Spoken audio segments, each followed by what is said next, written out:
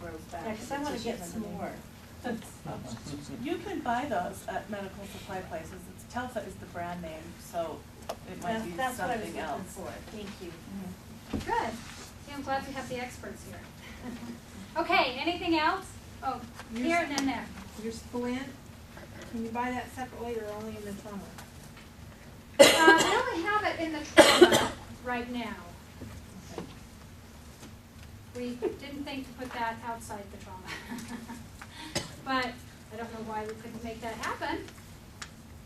You probably already covered this because I was late, but something always we have trouble is like with bee stings. And we have a daughter who has a bit of trouble, so. Do you Well, like the first thing I do is give them Benadryl. If you have no idea if they're allergic or not allergic or whatever, the first thing I do would be to give them Benadryl. Now, we've been told over the years many, many times, don't take them out with tweezers because when you squeeze that, you're actually going to squeeze the venom, you know, further in.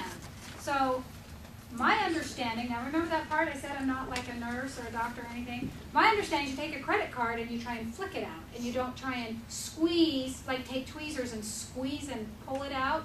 Because that squeezing will actually, you know, squeeze the venom, is that what it is? Or poison, whatever we call it, into your skin. So we usually here take a credit card and try and flick it out rather than pull it out. Is that what you're looking? But honestly, even if my kids are not allergic to bees, I still give them Benadryl. I guess I don't know if they're really allergic to bees. So, but I give them Benadryl. So that would be my first There's thing. like not anything that you know, I mean, that like you put right on the bee sting, like after it's over. Like to draw the poison out? Yeah, or just I don't know, like like rice tail, like baking soda and, Mud. you know, That's what we mud, use. that kind of stuff. I mean, that has got some properties that draw poison out. But as far as having something medical, like that you can buy to keep in your kit, I don't know of The anything. reason that mud works is that it's cold. Oh, it's cold. So you can put ice on it. Okay, so would you put a cold pack on it? So if you take the Benadryl, then you have an antihistamine working from the inside.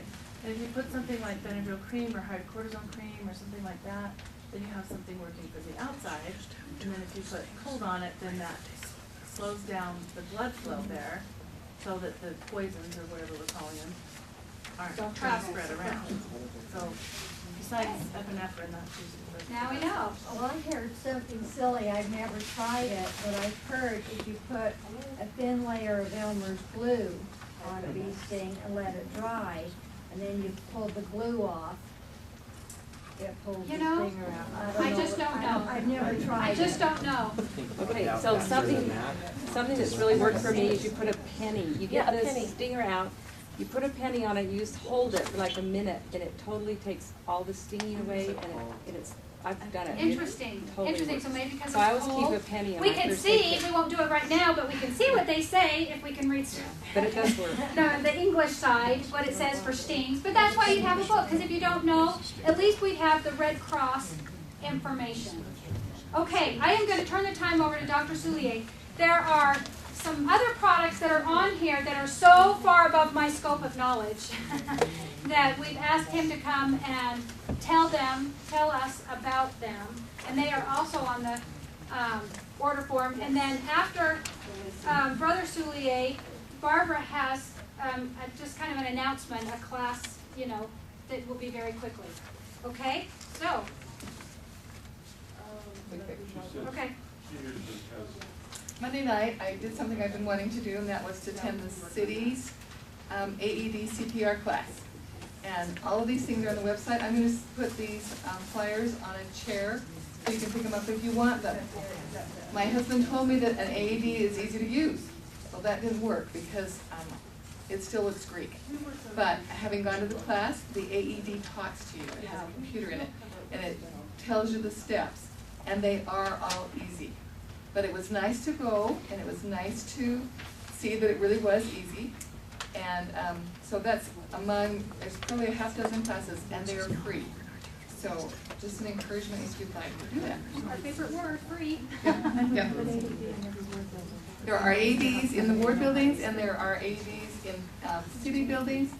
And nationally, people that have the help of an AED, which shocks the heart back into working, there's only a 9% survival rate, but that's 9% more than zero. In South Jordan, the rate is 33%, because we're educated, because we care and find out.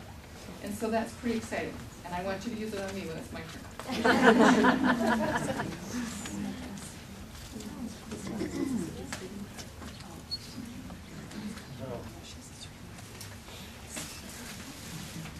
There are 3 injuries that can take place in a community-centered disaster, such as an earthquake, that would usually be fatal outside of a hospital setting. But those 3 injuries happen to also have very easy to use, quick to apply remedies that will prevent death. So I'm here to prevent some death, if I can. These other things here primarily for some really good comfort, prevent infection, et cetera, and it's all good. But I didn't see anything here that would really prevent death. This will, though, and these are on your thing.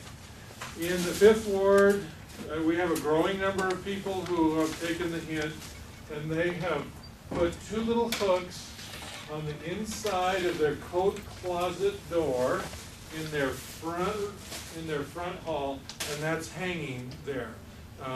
If I go into Marty's house and I didn't bring this with me, and I know that there's an injury there, I can open his coat closet door, and there's a chance that I'll find what's in here.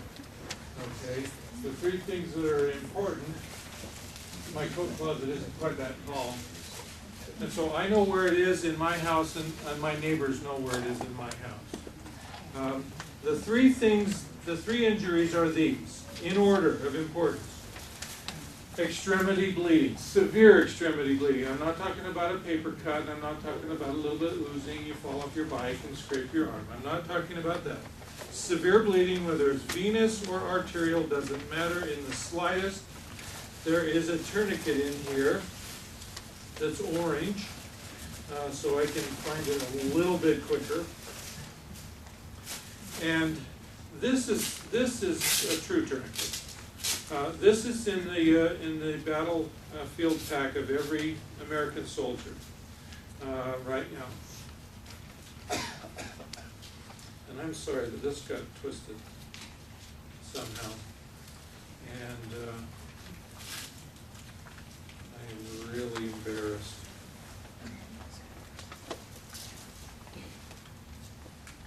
I am terribly embarrassed. I'm sorry. Okay. Here we go with our, well, that's not supposed to be that way. Has someone been playing with this part? Yeah. I've been doing this. In any case. Pull Tami though. Yeah. No, it's all wrapped up. Plastic. This is definitely goofed up. I think Brian must have done it because he's not here. He can't do it.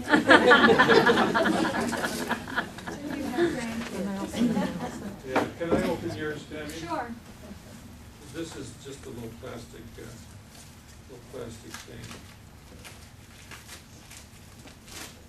Okay. This looks much better. Okay. Let's pretend it's my left arm, and we now have got the correctly functioning tourniquet here. And with one hand, I just put that on, and I don't know if any of you timed it, but it was about 5 seconds or less. And then using this little thing right here, you can twist it, usually about 3 times, and then you achieve pressure on here that exceeds systolic pressure, which is the pressure that's in your arteries. And so that will stop the artery flow, and it will stop everything. It's like when you bust one of your sprinkler heads, what do? You go out there and try to put a pillow on your sprinkler head, or do you go in the garage and turn the stupid water off? Okay? This is the valve inside your garage. And it's now turned off.